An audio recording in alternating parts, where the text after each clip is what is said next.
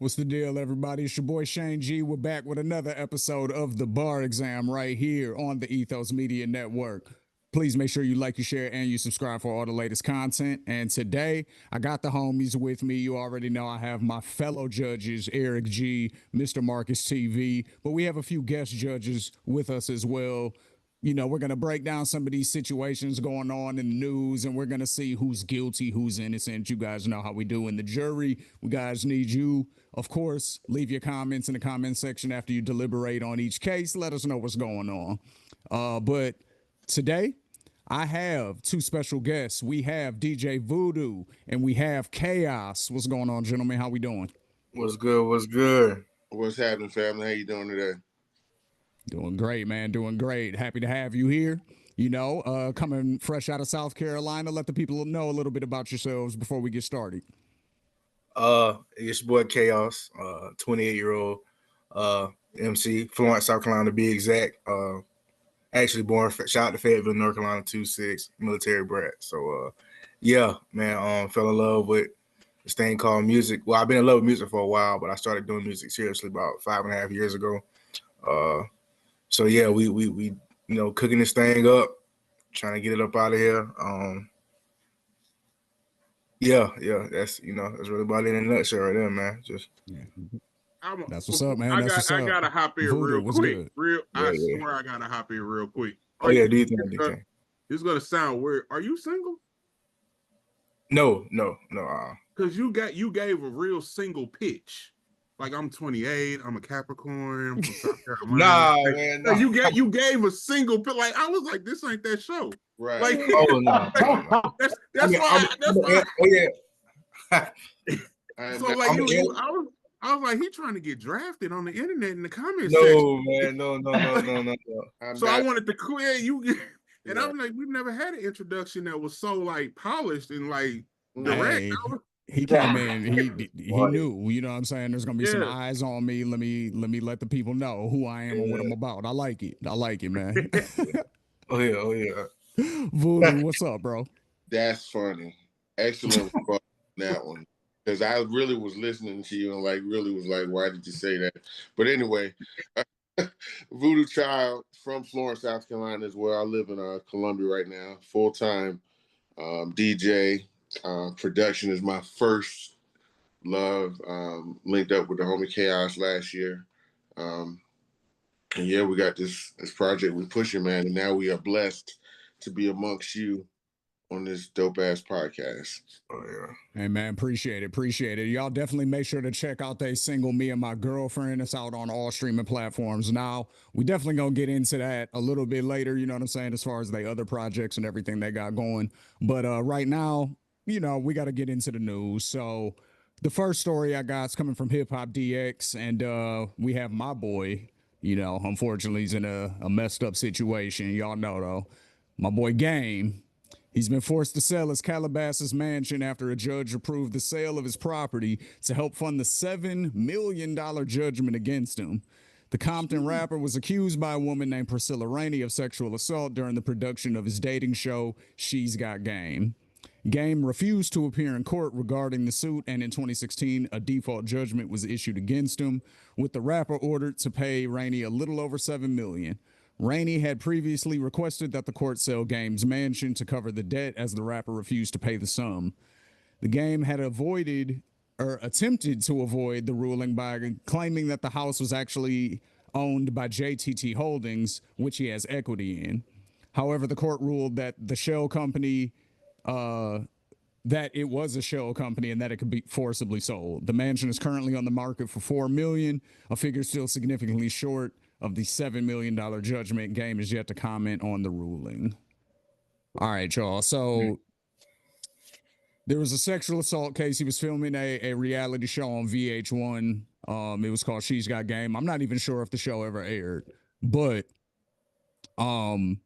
according to, you know, Game and his side of things, nothing ever happened. He's denied it the whole time. He's maintained his innocence the whole time. And he says that these allegations came about after she got kicked off the show. She is saying that they were out at an event, and I guess I don't know if it was the night of or if this was the incident that led to her being kicked off, but I guess he was trying to get a little handsy when they was at the club and she wasn't feeling it.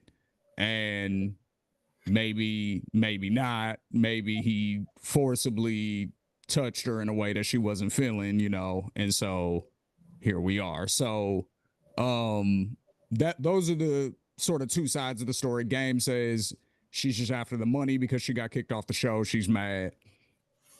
She says, no, you felt like you was the man because this was your show and I told you no and you didn't like it. So that's the story. What do y'all think? Panel, what's good? Can I respond first? Please do. All right, not to downplay cases, not to make light of any situations at all. Man, downplay that shit. But it seems, is it as of late, are these cases like the new PPP loans or something? Gotta be. Because Gotta be. Zion's got a case, Game's got a case, and they all seem to be popping off like back to back to back to back to back to back to back. I know there's women out here that's willing to do a lot of stuff for just a pack of ramen noodles. Some Zaxby's.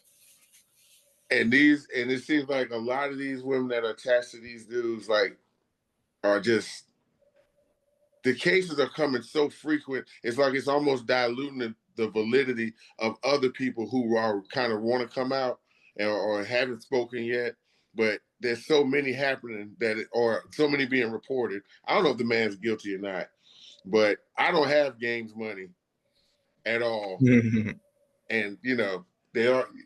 You kind of see where I'm going, Chaos? Yeah. Yo, for sure. Yeah. I hear you. Chaos, what's up? I'm gonna go last. Man, so I look at it like this, man. It feel like we're watching the same episode, like he said, over and over again. Hell, I think Smokey Robinson got a case. Yes, what I think was like his housekeeper or something like that. Like, yeah, he's got a new case right now. Yeah, like again, I know obviously there are real legit cases out there where this stuff is going on, but it's like, man, it's like they're making a factory of these females. They just pushing them out. All right, you go ahead. Let's see what they do. All right, now you go ahead and say this. Like, it's gonna be somebody else tomorrow. We gonna wake up tomorrow. Hell, Michael Jordan might have a case. I mean, it's just getting crazy at this point, man. I don't know. You hear about stuff like this. That's why they tell you, be careful of the women who you be around, especially when you a person with a certain status. You just got to move. You just got to be careful, man. Because these women out here, they trying to get a check at the end of the day. They trying to. He could now, be to be fair though, just to be fair, real quick, this was before the Me Too movement. This was 2016 when this allegedly all popped off. So I just want to put that out there too. Frozen. And you said it was the Game had a TV show. I was like, I didn't know he had a show to be for real. So, yeah. Marcus, go ahead, bro. You was about to. Oh, Eric, go ahead. I was gonna say, like you said, I don't think that show even came out, Shane. So that's one. I think the only thing that Game has going against him is really that he's been caught lying about a lot of shit in the past before. I think that's the only thing that he really got going against him. Whether it's been big shit that's just been silly to lie over, or where it's been like little shit that you didn't even have to lie about to get over. That's one thing about Game is that I will say he's been caught lying in public about a lot of shit. So I think that's the only thing he got going against him. Well, other than that, I agree. I do agree with y'all. I do feel like obviously we do want to take the cases that are out there extremely seriously, but it is a whole lot of foul play going on as well, where people are just looking to get paid out here. So I do think people need to be careful, but I think it's a little harder in Game's case since he's been caught lying about a lot of different shit. So we gotta kind of wait to see on this one, but definitely rings true for a lot of other people for sure. Yeah. That's a good point. Again, that's my guy. And usually I'm going to try to figure out some type of way to defend him. You know what I'm saying? But the nigga has got caught lying mad times about obvious shit.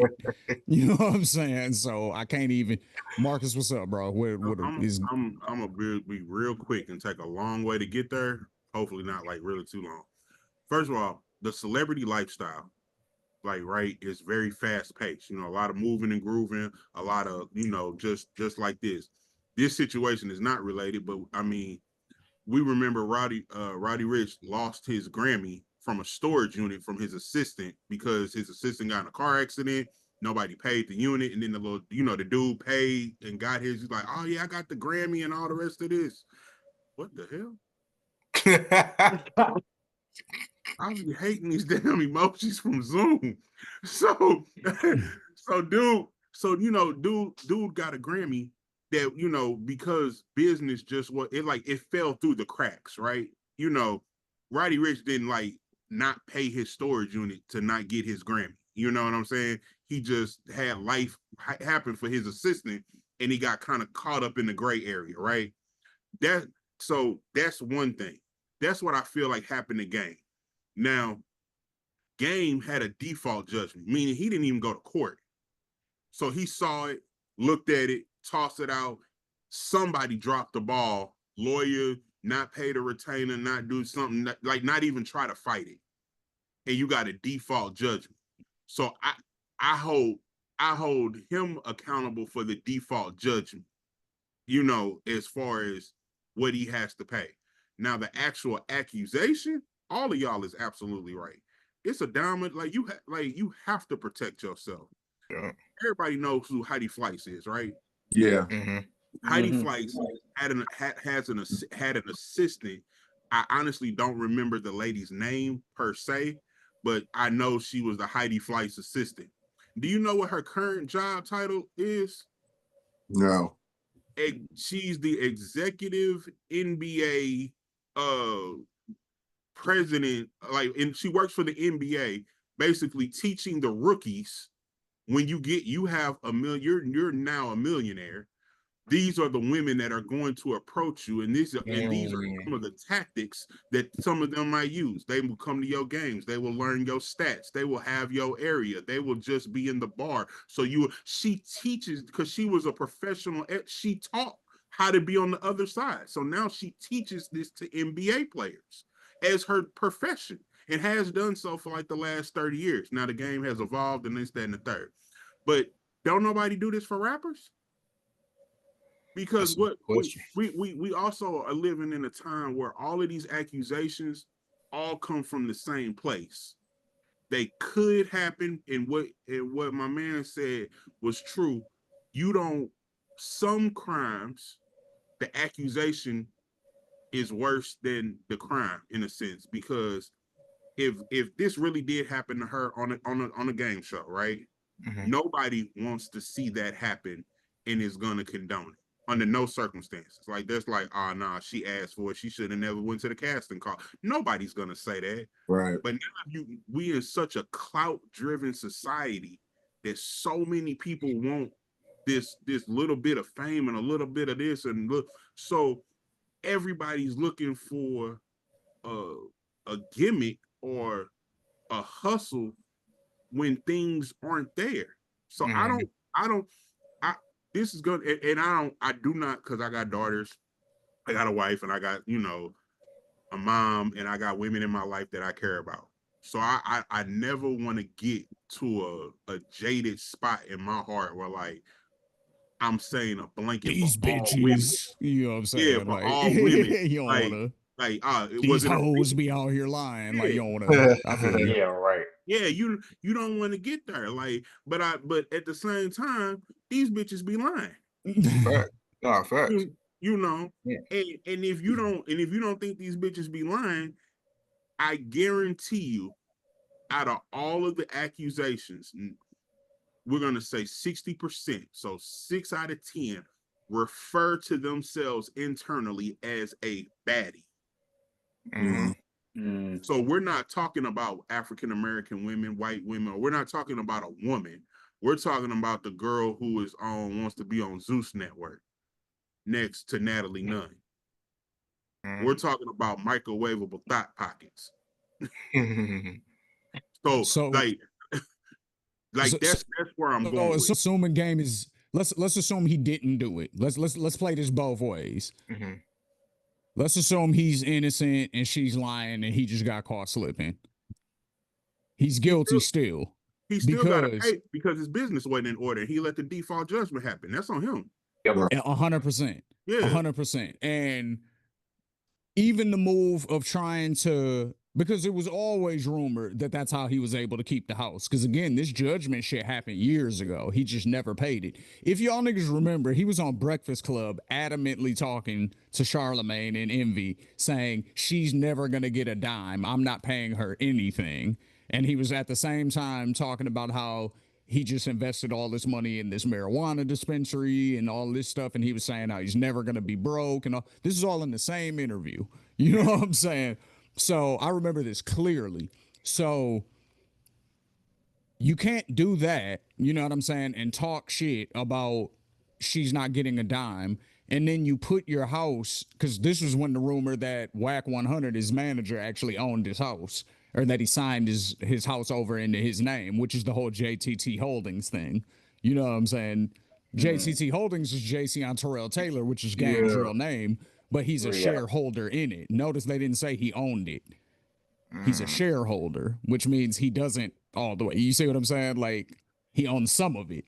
So that means other people also own it. So, you know, the rumor was always that Whack owned his house and that was how he was able to skate out of that. But clearly the judge saw through that and was like, nah, fam, you got to sell that house. It ain't even. And you still got to come up with another $3 million after that. It ain't even. You got to sell the house. How many? I mean, we've seen all of the LLC, C corp, tax corporations, ways to protect your business. At the very end of the day, what? And I mean this respect. I don't. In this instance, only in this instance, it does not matter whether he is innocent or guilty. Right. In this instance, his business wasn't in order to protect himself one way or the other. Right. One, you know. So, do I believe? And then, nigga, like, hold up, I gotta mention this too. The reason you didn't go to court is because you had a dentist appointment, my nigga, and you had oral surgery, and the dentist said you couldn't fly. Let's say I believe you. Let's say I believe you, which I don't, but let's say I believe you. Why didn't you reschedule the appointment knowing you had to go to court, nigga? What are you doing? Like, bro, everybody on this Zoom has been to traffic court. Yeah. You know what they ask you at traffic court? Guilty, not guilty, guilty with explanation. Right? Right. You know what the other thing you can do? Hey, Your Honor, I like to get a continuance. Yep. Yep. I mean, this is legal advice that's not so legal. This is nigga one-on-one. You know what I'm saying? Like, that's why I said, like, the deep, because what Eric said was true. Game has been lying. Game has been caught up about this. Do I believe he did this? Probably not so much, but like I said, at the end of the day, your business wasn't in order. And I mean, this is a horrible comparisons, because whereas I don't believe this young lady against Game, we have Diddy on the other end of this spectrum, right? And Cassie never sued Diddy. Cassie sued his company. Right. So you couldn't sue Game's company. I mean, Game didn't have a company to sue, so you got sued yourself. That means your business wasn't in order. Like that. Like, at the end of the day, this is on JTT Holdings, because that's ridiculous, bro. Like, that's really crazy for that to be the case. Like, for you to have been rich for this long, like, because you got to think, when he came in the game, they were still giving out a lot of money for record deals. You know what I'm saying? He signed in 2002 or some shit like that. His album didn't come out till 2004, but he signed in like 2002 or something like that. So he had money. So you're learning shit. You're around 50 Cent. You're around Dre. You can't go ahead, bro. To your point right there, how long does it take in this era of people having money and doing business before you get the point? He's been around the monsters of the financial rap game. Right. So that's ridiculous. This ain't Sammy Davis Jr. back in the day and all this kind of enough bad examples have happened to where you should have enough safeguards and things like that in place. Even, I mean, stuff happens. I'm not qualified to speak on that man's business like that because I'm not in this tax bracket. But what I do know is that, like you said, for this long as he's been well off, even if you have a substantial amount of money you got to pay, it's like you should still have enough safeguards in place to where you can, you can get back, man. It's just been a lot of bad examples. So I guess this is my last question to the panel, to y'all. The judge made him sell the house, correct? But he's still short. So he's short, even if the house is for $4 million, he's still short $3 million. Can a judge order to sell his catalog to make up the difference, or does he Yes. If he owns it, yes. Or whatever piece of it he owns, yes. Does he only have one house? Nah, that's another good question. That's a good question. I don't know. Probably one main house. I don't think and I will say this: it's in Calabasas and it's in California. Like, nigga, you only can afford one house. You're the game, right? Like, nigga, it's not Denver. That's fair. The square footage. I mean, it's a nice house, but I mean, you still in California. So yeah, man. All right, well, shout out to Game. You know what I'm saying? I shout out Priscilla Rainey, I guess. I don't know. That feels weird, kind of, but All right, we got Big X the plug. A fan got angry after the rapper declined taking a picture with him. So, dude, that's not necessarily the main thing that I want to discuss, but I'll get into the story a little bit. Big X the plug, amazing past few years. This is from Hip Hop News, or let me see, Hot News Hip Hop, excuse me. All that fame comes with the pitfalls of celebrity, including fans wanting to take a photo with you, even when you want to be left alone. Neighborhood Talk made an Instagram post showing a photo of Big X the plug, a fan running into him and his entourage at the casino. And in the video, the fan's clearly upset with the Dallas rapper and his team for refusing to take a picture with him. I politely told him, and he's recording, I politely told him no. I've told 1,000 people no. Because if I take a picture with one person, I got to take a picture with everybody. It doesn't matter, bro. I'm gambling. If you're trying to get me to take a picture, it doesn't matter. The fan argued, bro, it takes 5 seconds. Come on. Bro, I'm never going to see you again in my life. It's all good, bro. It's all good. And then he left. Okay, so the main thing that I want to talk about here is more so not Big X the plug and that fan, but just in general, right? There is a balance. I feel like that there has to be there, but at the same time, to a degree, you hear both arguments, right? I always hear, well, you signed up for it. You a celebrity. You know what comes with it, which I feel like to a degree is true. Because the fan in me, when I see certain people in public, I do realistically know, damn, this probably is going to be the only time I ever see you. And it would be fire if I got a chance to meet you. You know what I'm saying?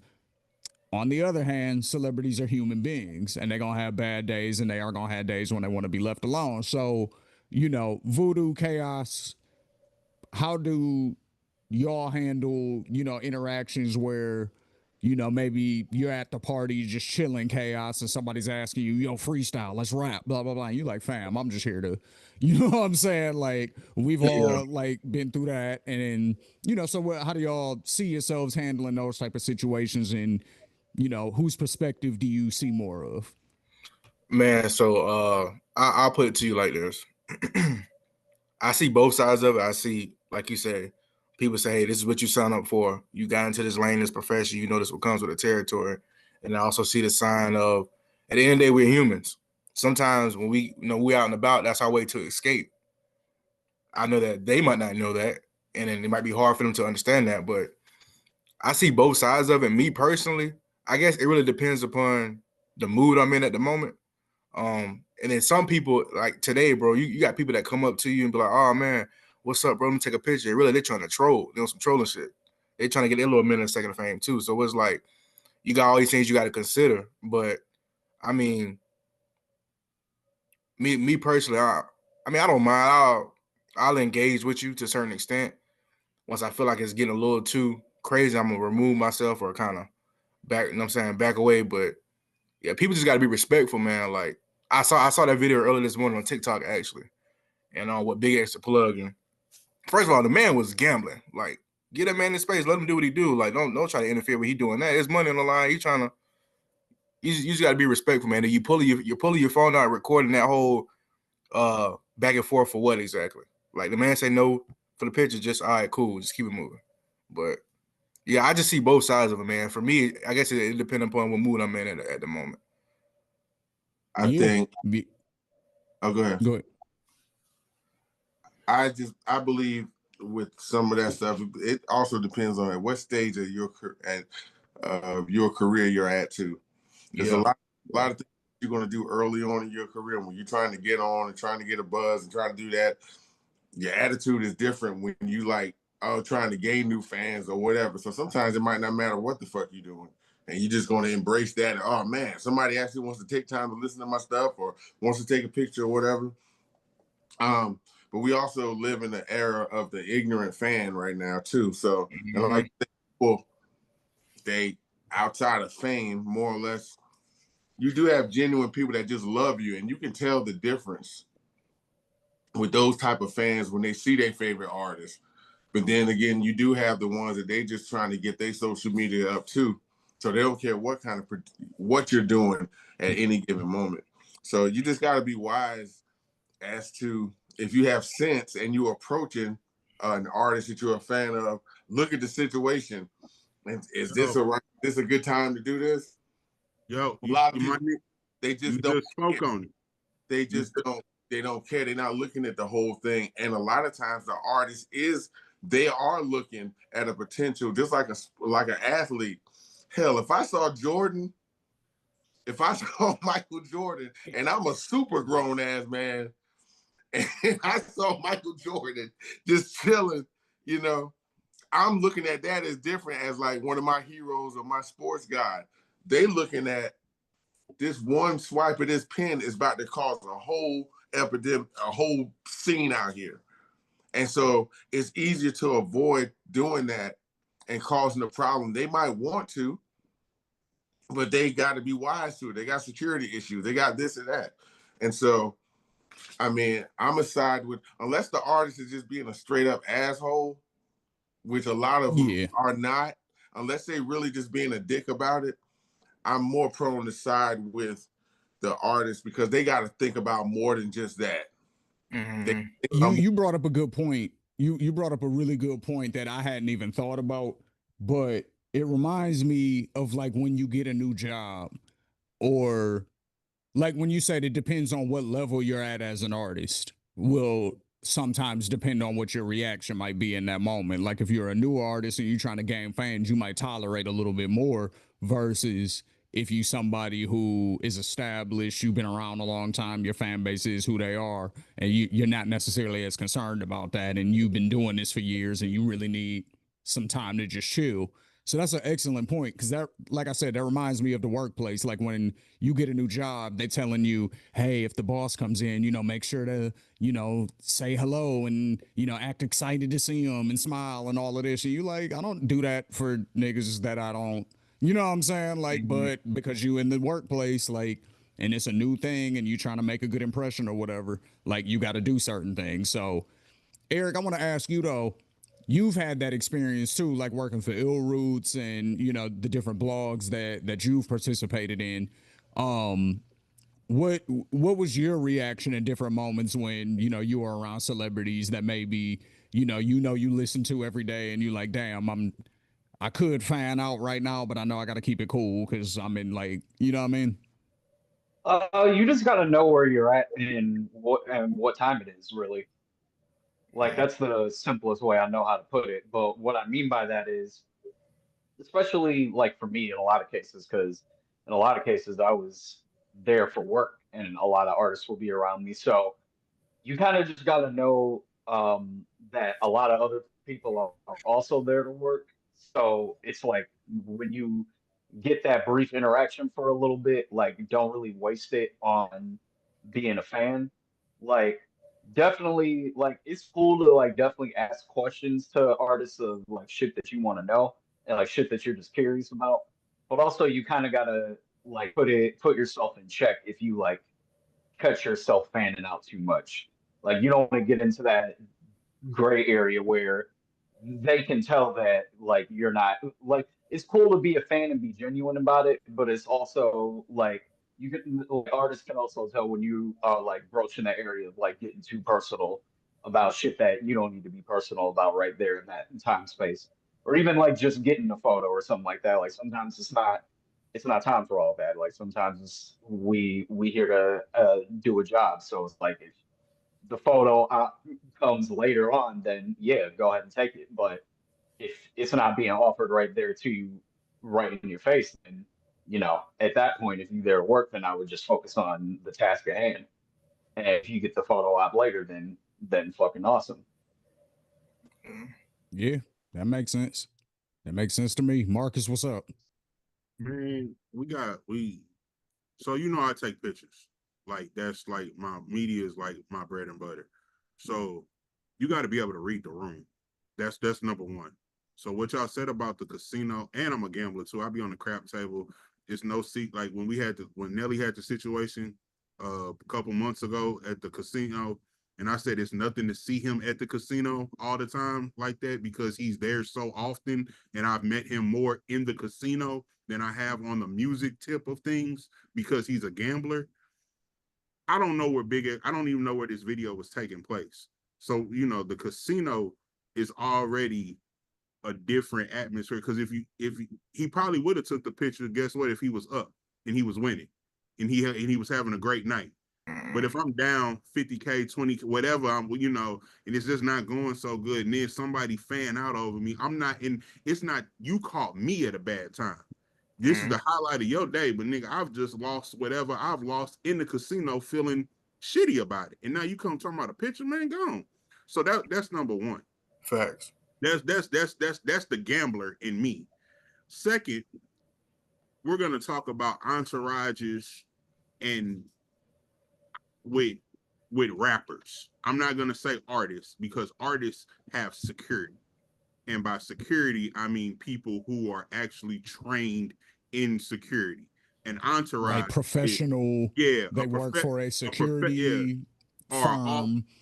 off-duty, secondary, ex-military, Right. somewhat. That's security. Entourages aren't security. That's number one. That's your cousin. Nah, that's the homies. That's the homies. So BigX the plug was surrounded by the homies. Homies don't necessarily always have the best customer service. Nope. So if if my man was really trying to just get a picture, you should have talked to one of the homies who was there. Gotta talk to the homies first. Hey, bro.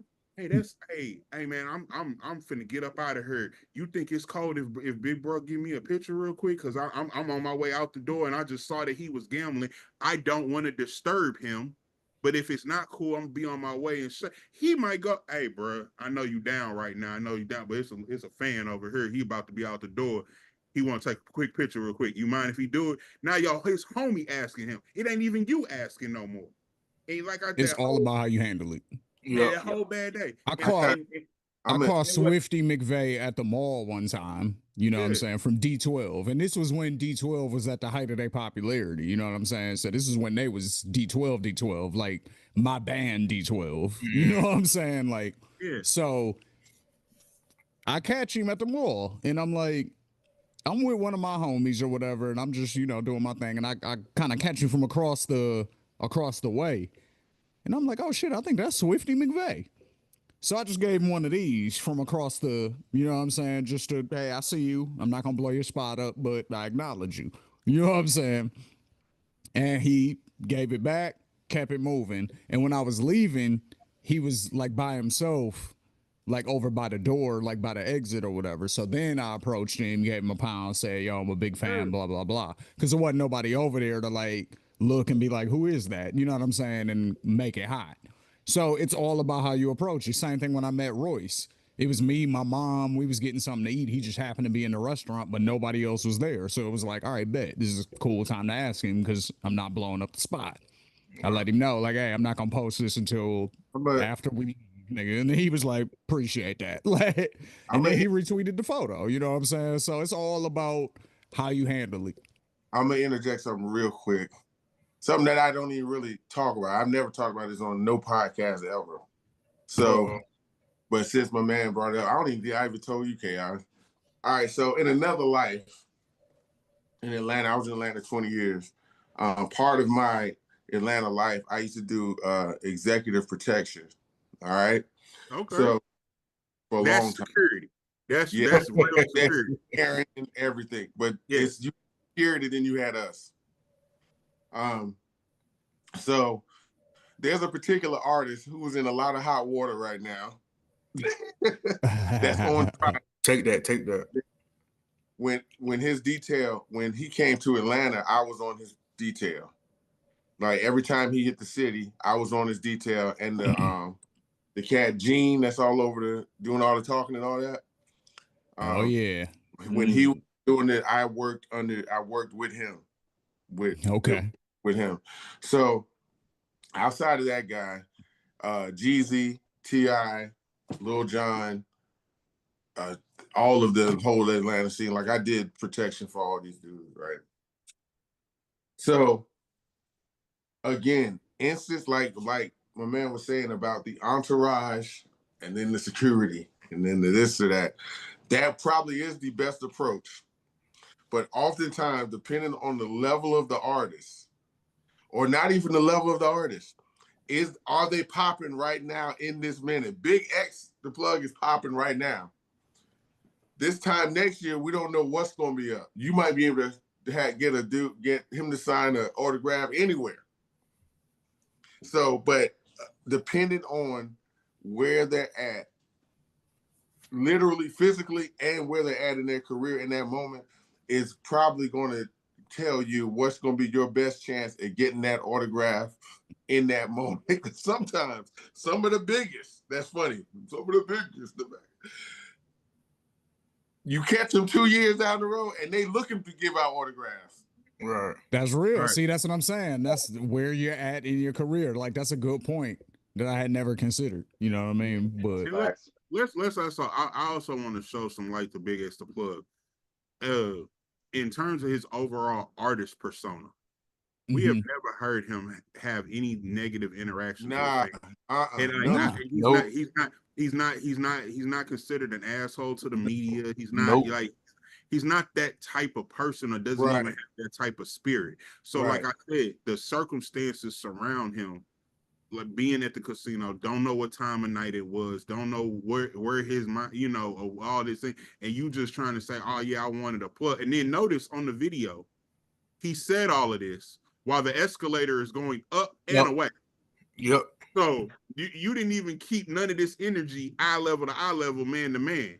You didn't start recording until you was already past him going, I just wanted to put, now you backing away. Right. Now you like, oh yeah, I'm gonna get it all off. So if you want your 15 minutes of fame, I'm gonna give it to you. Getting his Ryan Coogler on. And that's what I was trying to say, man. Like a lot of these dudes, man, they just trying to get, like you said, $1 million of fame. They're trying to troll. They're trying to go viral. So it's like stuff like that, man. It's like, do you really blame the artist for it or not? You know what I'm saying? I don't want to take a picture right now, bro. You good. Like you can't really blame the artist for that. Because a lot of these people ain't genuine for real. No, definitely not. Like, and again, that's my thing. Is like they are human beings still at the end of the day,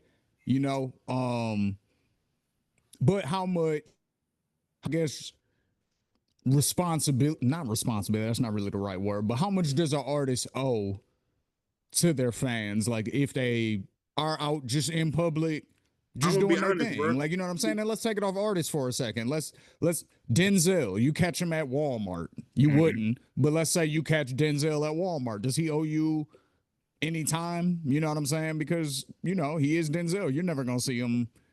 You know what I mean? Like, yeah. The thing about it is that none of these celebrities really owe us anything as far as like the public interaction. Right. Now, there's the other thing is that a lot of these celebrities do have things set up to where, especially if like they're gonna be in town somewhere that day and they got something going on, a lot of them do have shit set up to where there are fan interactions to where you can go see said person. Yeah, they'll set up the meet and And greet. yeah, Yeah. like they with a meet and greet, whether it, something like that. Like they do have shit like that set up. A lot of times it do be harder to get that one-on-one time because there'd be a lot of other people that are trying to do the same thing you are. But there is shit set up to where you can still make that interaction happen. But as far as like when they're just in public, it's the onus is on them if they want to talk to anybody or not. They don't owe us shit. A lot of artists are introverts anyway. A lot of them are introverts, and people are walking around with a false sense of entitlement if you really want to be the truth. I mean, I streamed your song, dog. I don't, it's like buying that drink at the club. Like, you don't owe me the rest of your life because you Right. know what I'm saying? There's a huge, and it seems like it's getting worse with the entitlement thing. And I feel that. I wanna right before we jump off this topic, as this is no shade to Big X the plug. I promise you it's not. But the highlight of the dude who posted this life right now on social media is that Big X the plug didn't give your ass a picture. Crazy. That's the peak of your life on social media right now at this time. Right. Do you like as an overall human? And it's not, like I said, it's no shade to Big X the plug, but he ain't winning no Grammys. Right. You know, he's not an iconic superstar. Now I fuck with him heavy and like him and all the rest of it. I'm just saying, like, this is the highlight of your life that Big X the plug didn't get. Like, you gonna talk about this fight, man. Remember when I was at the casino and I seen Big X the plug and he didn't want to take no picture and I got it. Like, I mean, what? Like, you gonna tell that to the hoes at the pool? Hey, No, that's look, real. look what I got, Big X the plug, and he ain't say, like, I mean, like, that's your claim to fame as just on a man level. I have a question for you though. Yes, sir. So, how do you compare that? And this is just because you brought up the Grammy thing, which is, if you're a real fan, it might be kind of hard to find the balance because you said you got Big X plug out or whatever, he don't want to do it. Yeah. But then you got somebody like Andre 3000, who is iconic. You know, they about to be in the Rock and Roll Hall of Fame. Andre be out randomly. But so you're right. He definitely takes pictures. He takes pictures. He's out. But what is also Andre? And to my knowledge, Andre 3000 is always by himself. Right. Always. So when he goes out, you might not know it's him till you run up on him. You don't know it's him till you run up on him. Second, his fan base is a little bit different in the terms of respect. So if you see that he's already out and he's by himself, how you talk to me is how you gonna be treated. So if you're one-on-one, oh yeah, hey, that's Andre 3000. And he's playing his flute in Greenwich Square with overalls, and he's at places that I'm not normally here. Like I had to catch him at the Whole Foods, organic strawberry section. Right. Like, so you have it's like I said, what we talked about earlier, reading the room. You have, like, you're not gonna catch Jeezy in Whole Foods. All right, so so Big X the plug is not guilty, is what it sounds like. Yeah, not guilty. Not guilty. For sure, for sure. We definitely want to make sure again that the jury out there leaves your comments in the comment section. Make sure that you deliberate amongst yourselves. Let us know. Is Big X guilty? Is he not guilty? Is the fan guilty? The fan seems guilty. The fan guilty of at least an infraction here. You know what I'm saying? Like, Eric, what's his sentence, bro? Like, he got to give up that phone for a month. What he got to do? Yeah, give up the phone. When you run up on a celebrity with the phone already out, you already lost. Yeah, right, man. Yeah, you got to give up that phone, bro. I don't think that crime is stiff enough. I'm gonna give him a little bit harsher of a sentence. I'm gonna say that this gentleman, because of his entitlement of audacity is so high, I believe as a man level, he was in violation on a man level. Because like I said, this was his highlight. So I believe his punishment on the man level should be that he is no longer able to purchase any type of female services for $40 and below. Damn. I think he is. I think his 40. I think he is a easy 250 and above now because of your bitch asses. I mean, I don't have an argument against that. You know what I'm saying? I don't so we either. gonna rock with that. Yeah. And keep him out of all the casinos. No, he can still go. He can still go to the Hey. casino. Yeah, it's just gonna cost you $250. But like you've reneged $40.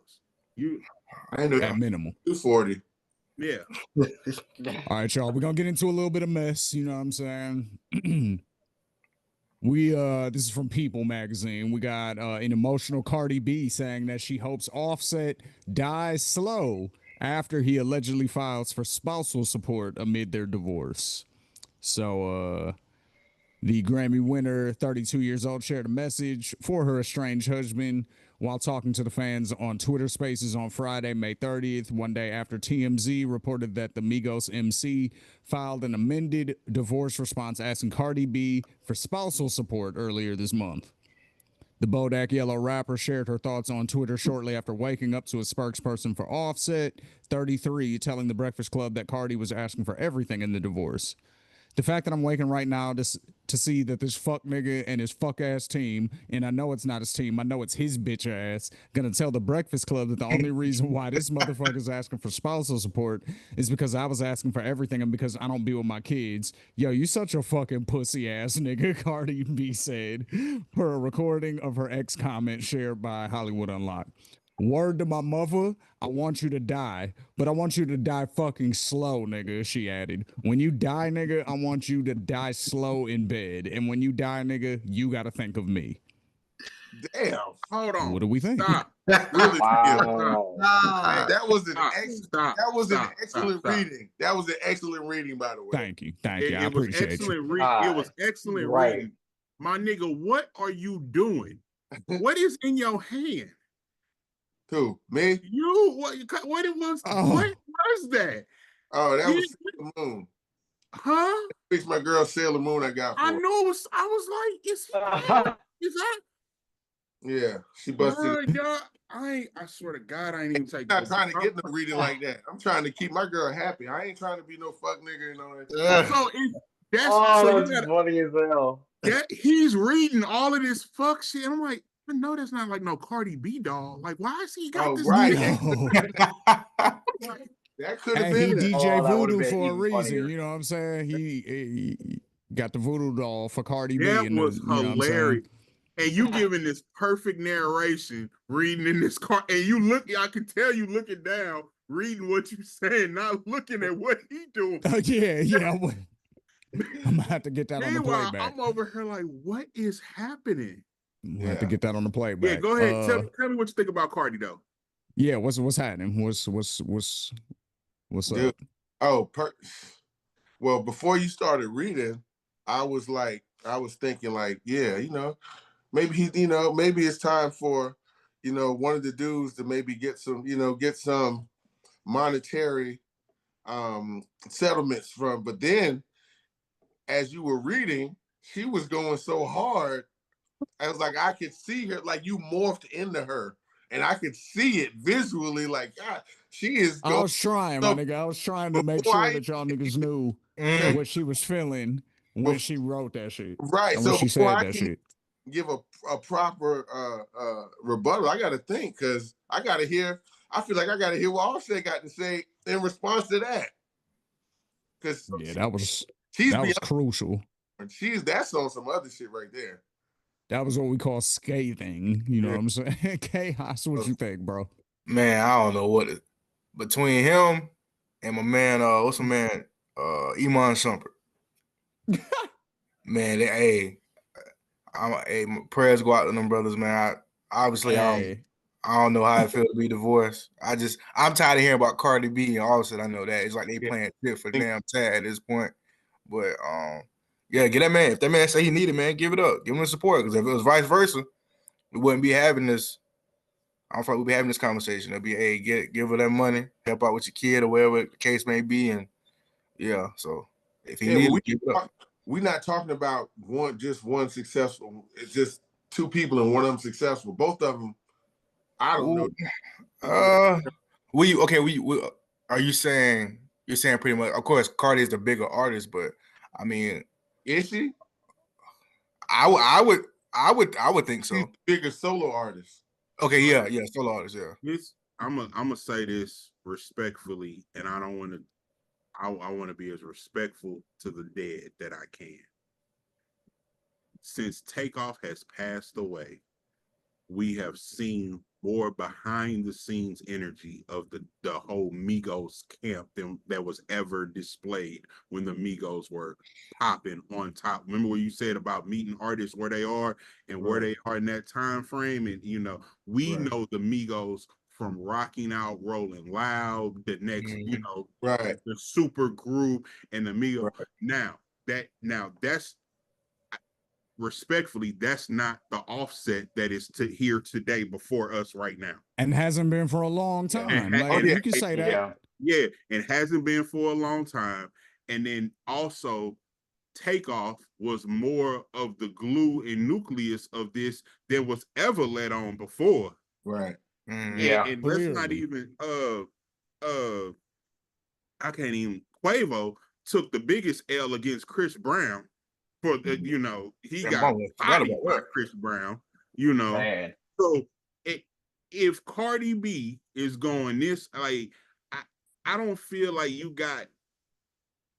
I don't think City Boys are up on this one. Like, I mean, like you said, oh yeah, if the Vices will turn you and give them money, but I don't think this is a City Boys moment where like we can celebrate it, because I'll say this: more niggas are Cardi B fans like Glorilla.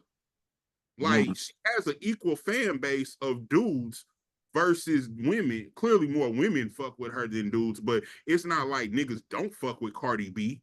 Right. You know what I'm saying? So, and the niggas that do fuck with Cardi B ain't super Offset fans. Like, no, I'm riding with my boy.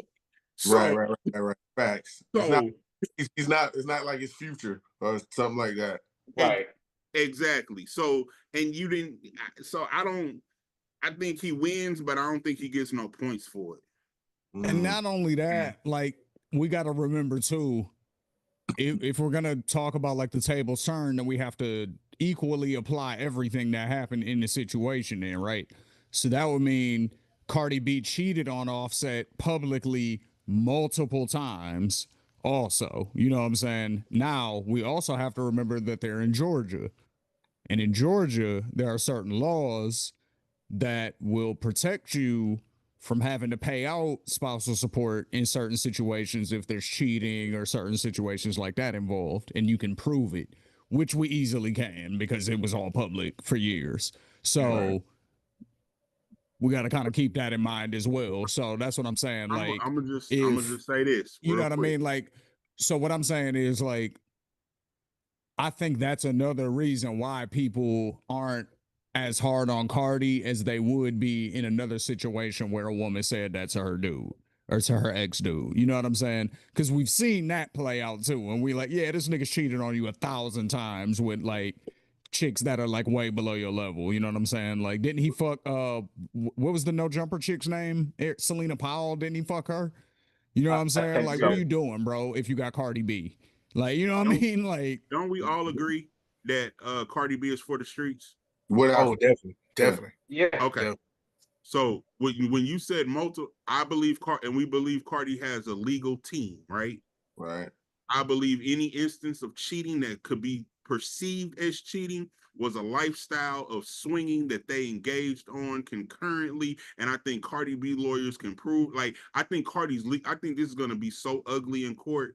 And like we just talked about with business being in order, I don't think Offset's business is in order enough. That's kind of my point. That's my point. Yeah. Cardi is going to easily be able to prove that this nigga Offset was cheating on her. There's no public nothing as far as Cardi cheating on Offset. We can speculate and assume that it happened all we want to, but name a nigga. Yeah. But even if it is, you know what I'm saying? Name a nigga. Offset, there's a few different instances of it. Like right. a few different times where like, whether it's leaked out from his camp, whether it's leaked out from somebody else, like we can point to the instances. but the difference is the people fuck with Cardi anyway. So Also Yep. true. the court of public opinion, like even before she blew up, like the same, like to my man's point, we love Cardi because she been Cardi this whole time. Yep. Yeah. So her cheating is like, oh please, that's my okay, and Right. Yeah, just and like niggas I don't give a was fuck. reading just now, when I heard her, I'm like, yeah, that's my okay, that's how it is. And I'll give you this. Cardi, I ain't gonna say no media training, right? Cardi does have media training. Right. But when you just read what Cardi said, that's Cardi. That's me. My team could tell me not to say that. Fuck that, I'm gonna say it anyway. Word. And The I fact want that them you to just mean said media training, and I'm sitting here replaying what he said. That's funny. She's like the Trump of the streets. yeah. I- So Cause she repeated that shit a couple times. Like she would no, When I she want wanted- you to understand that I'm serious. Like I mean what I'm saying to you. I Right. want you When to she went into die. the, I want it you to be a real life uncomfortable. pussy ass nigga. Go ahead, Eric. What you say, bro? I said when she went into it, you a real life pussy ass nigga. Like when she Yeah. started getting Like, into that bag, it was like, oh shit. That shit made me feel like what was she saying to this nigga in the house? yo. If you say that, what was you saying in the house? Cause that felt natural. Like that felt like that was not the first time she didn't say some shit like that to this nigga. and you know, let's just say, you know, let's go. We're gonna put somebody else's business in comparison to this.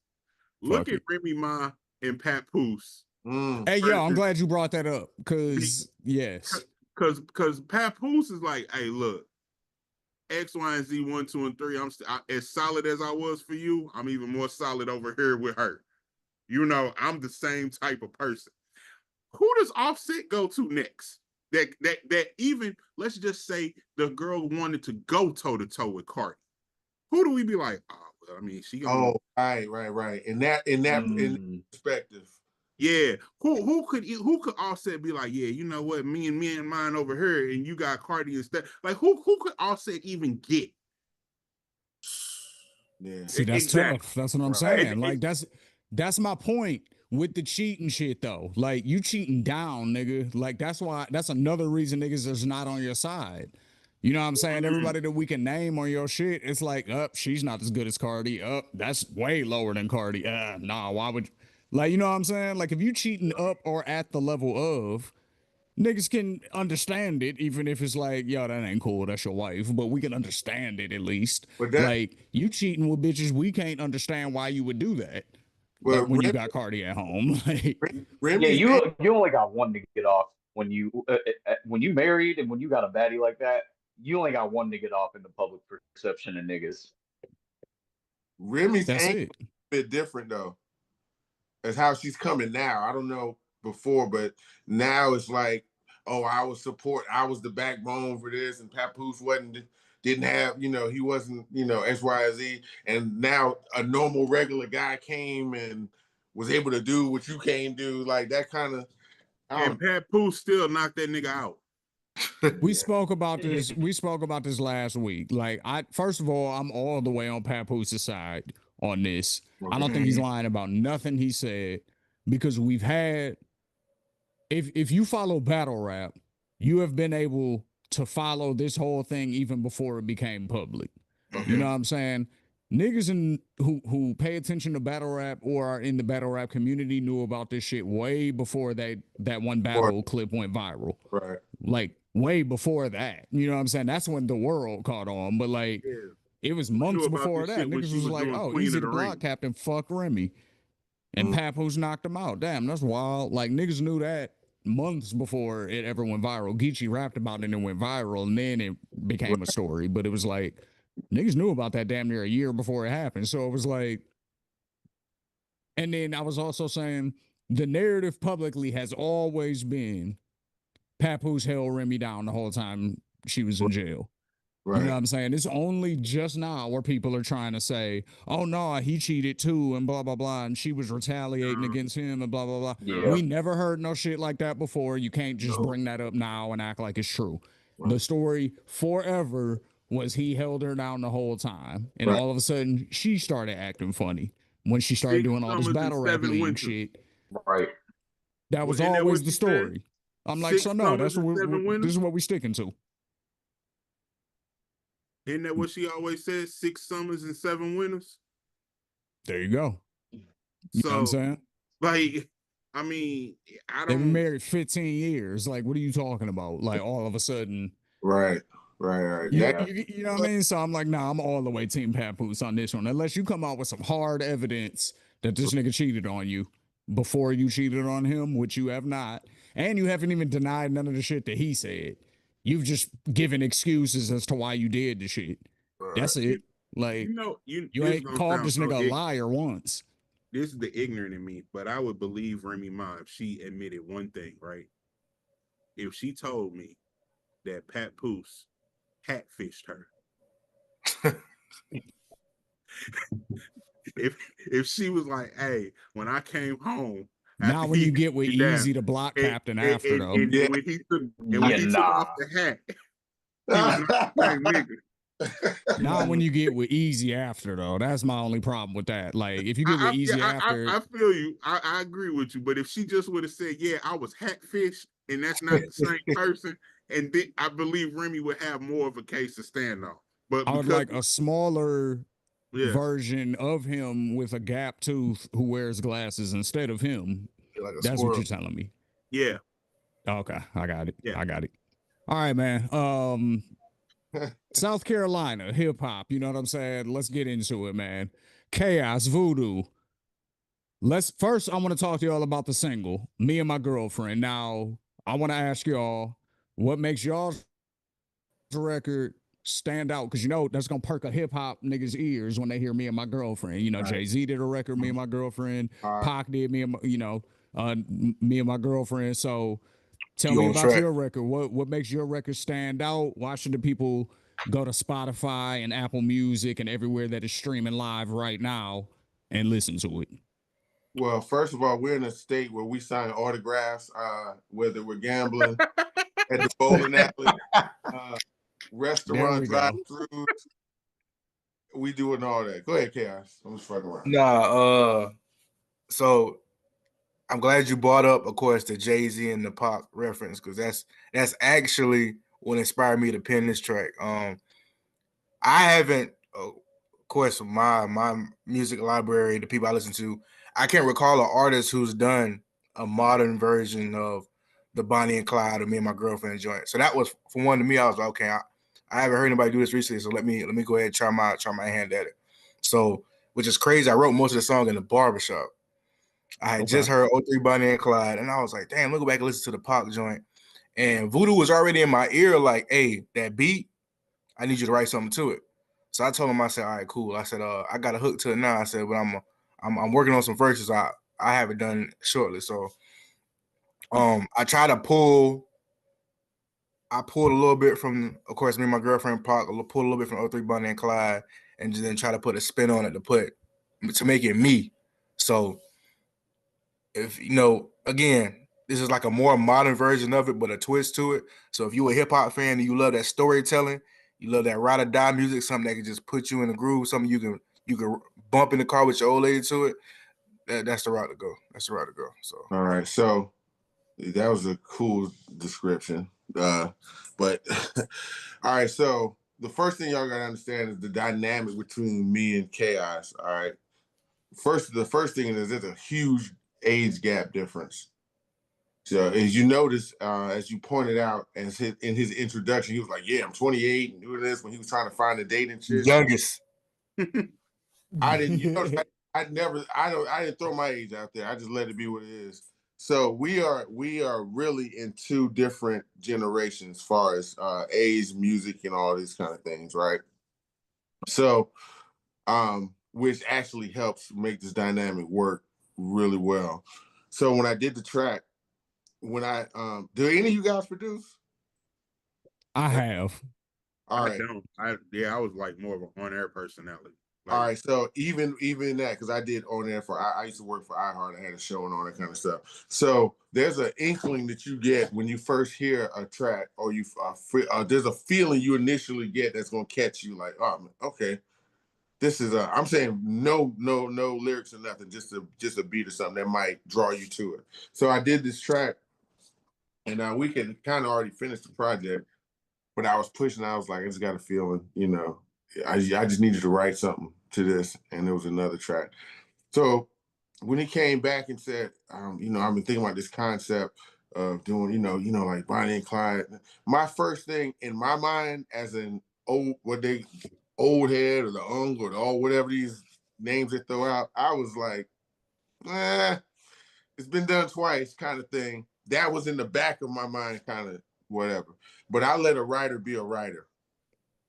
So let's see what you're gonna do. Mm-hmm. And so when he did, even with those two references, and then he was like kind of wanted to do his version of like his generation or the current generation of how he looked at it. Even the title is similar, but the storyline is not at all. Like the only reference would be if we could have named the song something else, and you still going to be able to follow the story, along, to where where his penmanship took it to. So when people do listen to it, and I'm kind of glad we didn't put me and my girlfriend parentheses Bonnie and Clyde, because sometimes that even might have been a detractor. So people are like, whatever. Yeah. I've been here, done that. We ain't try to ride nobody nuts. Ain't nothing like that. Just leaving it me and my girlfriend, you listen to it and you say, oh, I can kind of see, it is a Bonnie and Clyde story, but he totally did it. He did a whole nother spin with it. Yeah, that's dope. And I like the dynamic of having, because in a lot of the rap circles that I'm in today, I am the resident old nigga. You know what I'm saying? I'm the unk. I'm the big cousin. You know what I'm saying? I'm right. That guy. You know what I mean? Like, cause I'll be 38 next month actually. So, so that classifies you as big, bro. I saw that. I don't know if y'all niggas saw that chart that came out recently. The chart is accurate. They say Unc over 35, ain't it?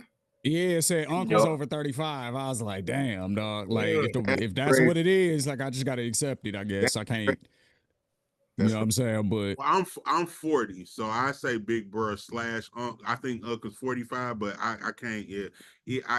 I think the chart is accurate. So I know I ain't no OG.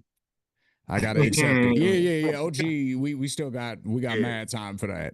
But what I do know is that a lot of these new niggas don't really know what a producer does. You know what I'm saying? Like a lot of them really just feel like the producer's just the nigga that makes the beat. No. You know what I'm saying? And in a lot of cases, if you're emailing back and forth and doing it like that, then that is what the producer is. But if you got a nigga in the studio with you who's telling you, nah, if you say it like this, it's gonna hit harder. Or if you flow this part a little bit like this, then it'll catch the beat like this and it's gonna be catchier. And you know what I'm saying? Like, and I've done that type of producing where for younger artists, and they're like, damn, like when you give that other perspective, and they've never had anybody do that for them before because they used to just write and going in the studio and doing what they do.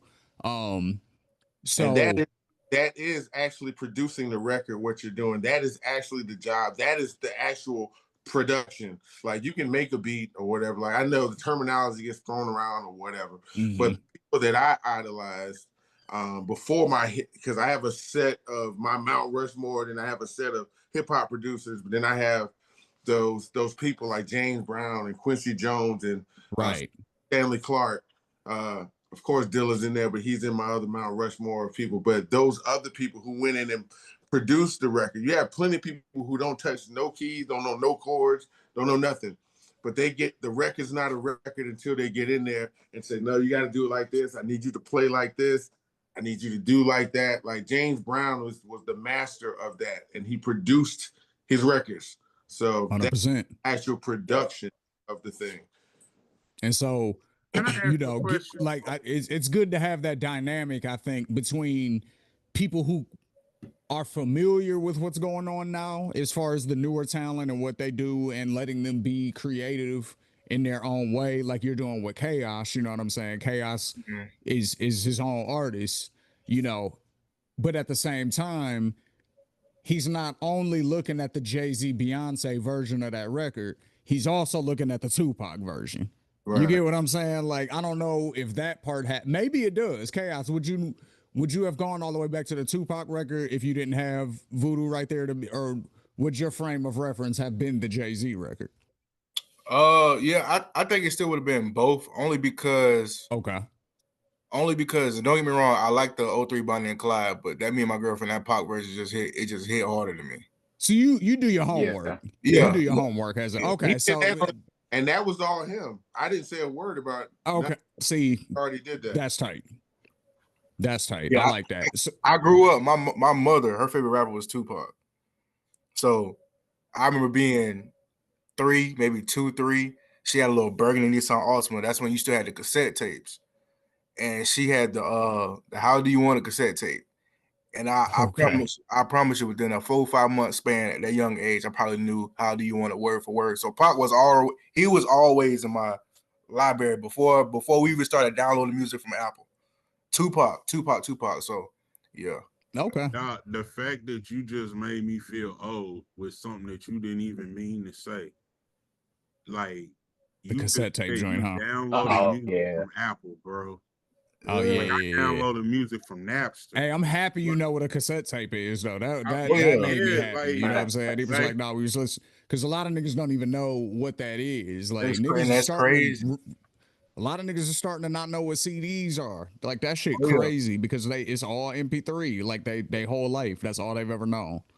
Right. Like I got a record player right here. You know what I'm saying? Like so we do our homework over here. But speaking of homework, I need y'all to educate us. The South Carolina music scene, man. Like, who are some people who we may not associate with South Carolina? It seems like most of the rappers from the Carolinas come from North Carolina, at least, you know, the ones that we threw out, you know, before we started the show. We talked about the Baby, we talked about Little Brother. Marcus, who else did you bring up? You brought up somebody else from North Carolina. The drumline nigga, P.D. Pablo. Right, North Carolina. Yep. So talk to us about South Carolina, man. What's happening? I mean, you got the Nick. I know who Nick Grant is. I'm familiar with Nick Grant. I know who he is. Yeah. You know Nick from South Carolina. I ain't want to put bro business out there. But he talked about in his music. Corday is originally from South Carolina. Who? Corday. I did not know that. Yeah, Corday. Yeah, me and Corday actually, when I moved to South Carolina, I was playing rec ball at the Y. My dad coached the team. He was actually on that team, and then he moved. He moved away. Probably like, of course, as we got older, I think like middle school, he ended up moving away. But I'm glad you kind of said that because they'll say SZA is from St. Louis, but she lived here from birth till like 7 or 9, and then she moved away. Right. So is that kind of the same situation? Because I don't feel like she's from St. Louis. She was born here, but she's not from here. You know, yeah, I agree with that. I was born in Trenton, New Jersey, but I'm not from Jersey. So go ahead, Chaos. Oh, but them, and then you got Trap Dickie. Y'all familiar with Trap Dickie? Blue Devils. Okay.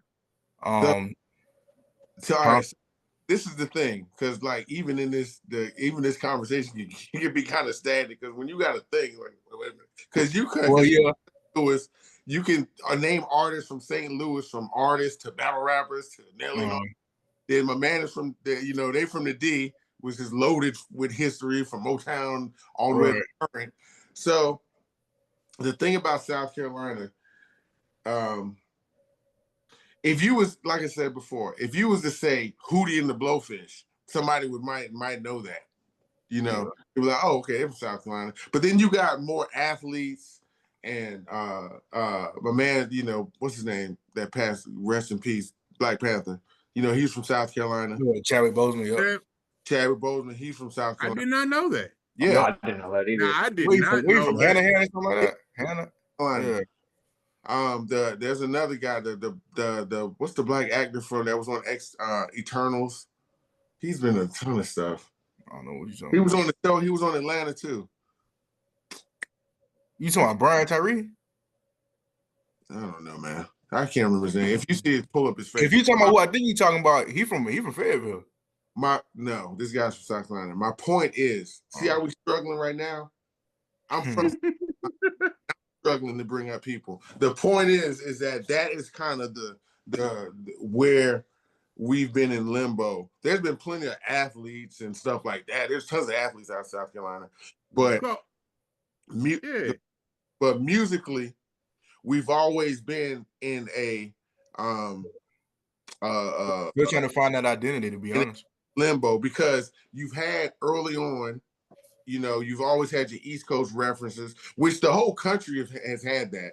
In the early on, you had all these East Coast kind of things, and then when West Coast music kind of came on, and even when the South kind of got their traction running coming out of Atlanta and all of that, South Carolina has always still been kind of divided, because you can, even in Florence, where I'm from, different parts of the city, if you was over here, it sounded like Boot Camp Click and all of that. Then over here, you went over there, it sounded like you was coming out of Long Beach, California. And then you go into another part and they sounding, it's always been different. So there's never been like a definitive sound that was consistent coming out. It's always been some kind of adaptation from another area. So, and it's Detroit still was like that for a long time too. Actually, I can identify with that, because in the 90s and in the early 2000s, there were very clear pockets of what rap sounded like. You know what I'm saying? Like, so you already mentioned it. You're familiar with Dilla. So I call it the Dilla side, and then I call it the Hell of a side, and then everything kind of branched from there. But the Dilla side was always your Elzais, your Slum Villages, your Guilty Simpsons. You know what I'm saying? Back then, your Eminems, your Royces, they came out of that side of things. You know what I'm saying? Even with Detroit. So back when I was younger, like if you would study like fashion design and things like that, Maurice Malone is from Detroit. All right. Maurice Malone was a DJ. He was a DJ. Then they had the shop, and then all these artists would go over there and be building in the shop. And then so you still would have an organic, strong movement coming out of Detroit. And Detroit also had two other things. You got the Lions and you got the Pistons. So you have two sports franchises coming out of that city. You got St. Louis has got professional sports coming out. They got baseball teams, they have football and all that. So you come to South Carolina. The Gamecocks, nigga. You got Lady Gamecocks. Right. The biggest sports thing coming out of South Carolina is the the Lady Gamecocks. Shout out to Don Staley. So all these things play a factor, even in the beginnings of this hip hop music. Like we was talking about, even with Detroit and St. Louis, because my kid's mom, that's where they're from. They're from St. Louis. So both of those places, Detroit and St. Louis, can get stupid grimy. I'll tell you this: St. Louis is the baby mama capital of the world. I don't care what nobody says. Not baby mama capital. Everybody, if somebody in your circle has a baby mama from St. Louis, right? And baby, St. Louis is the baby mama capital of the world. So, but St. Louis also has a jazz scene. Yeah, there's historically, musically, Detroit's got funk and jazz and all these elements going on. We got Motown, you know what I'm saying? Motown. I used to live right around the corner from the Hitsville, USA. So have been brewing over decades and decades and decades and decades, and then there's where you build your artist roster. South Carolina is known for being the first state to secede from the Union for the Civil War. Is known for having plantations to this day. At Klan rallies, having towns where people couldn't come out. If it was certain, they call them sundown towns. Yes, sir. Black people did not walk out and be out after the sun went down, because You know, we have areas, towns called Lynchburg. For a reason. We have all of that. So you don't separate the history of a place. When you look at stuff, it's like, well, damn, why is nobody really is popping from right there with that? Or why is this, do we got projects and stuff? Yeah, it's a little, things are different. So the track. How much of that do you try to put into the music, I guess? Like how much of that history, how much of that does that impact you guys, like personally, I guess? And then how much of that do you try to, like how much of that does that inspire the music? I guess would be a better question. And sonically, you can't escape it because it's not some subconscious. Is you're not thinking about it. Anything that you have to like kind of force and think about, like I'm about to do this song about struggling. No, if you got to think about it like that, it's got to be organic and come out. So all of these things come out in the music already, just natural like that. I'm gonna let Chaos speak to his writing process, but if I'm making a track, it's just a blank slate, and then whatever the feel or however it comes out, it just needs to come out. All that stuff is already in me. All of the dirt, we call South Carolina the dust of the dirty South. That's what we are. So all of that stuff is already in us. But I'm a military brat. So I've seen other, I've been other places, Virginia. We lived in Vallejo, California, and Georgia and all that. But the glue and the bond that puts all this shit together is from South Carolina. So I couldn't escape it if I wanted to. Go ahead, Cal. To kind of piggyback off of what Voodoo said, and to answer your question too, Cole, like I'm a military brat as well, but majority of my life I've been in the South. You know about the South, we're located in the Bible Belt. So as far as you saying, as far as like those things, does it influence the music? I would say, well, us being in the Bible Belt, everybody grew up in the church. So it's that Southern, is that gospel influence that you'll hear from a lot of Southern rappers. Like I'm gonna tell you, like, so for me personally, if you listen to some of my music, you'll hear like the soulful samples, the soulful beats, and even I'll make a reference to stuff like eating at grandma's house at the church on Sundays. So it's stuff like that, like that you, like he said, it just naturally comes out because it's a part of me. That's what we do on the daily. That's what I wake up and do in the norm. So yeah, that definitely does play a huge influence. And then, like Voodoo was saying too, like I've seen things. I'm a military brat, so I've seen things as well. So it's a mixture of things. Like when I get ready to work on a song, I pull from experiences, but I let the beat carry me a lot too. And so I don't force whatever it is. If I'm forcing it, it's not real. I'm gonna step away and just come back and approach it differently. But yeah, it's like he said, it's a blank canvas. I'm gonna go in there. I know what I want to talk about, but it's about how can I say what I need to say, keep it catchy, and I don't want to be preachy with what I'm about to say. But but at the same time, I make you feel what I'm saying. I grew up in the mosque. I ain't grew up in the church. Dude. I like that. Well, yeah. Oh, yeah. I'm just messing with you. But before you keep going, another thing about South Carolina, you can be from St. Louis and y'all can be from the D. You will often find that all these people in these other states, they'll have relatives in South Carolina.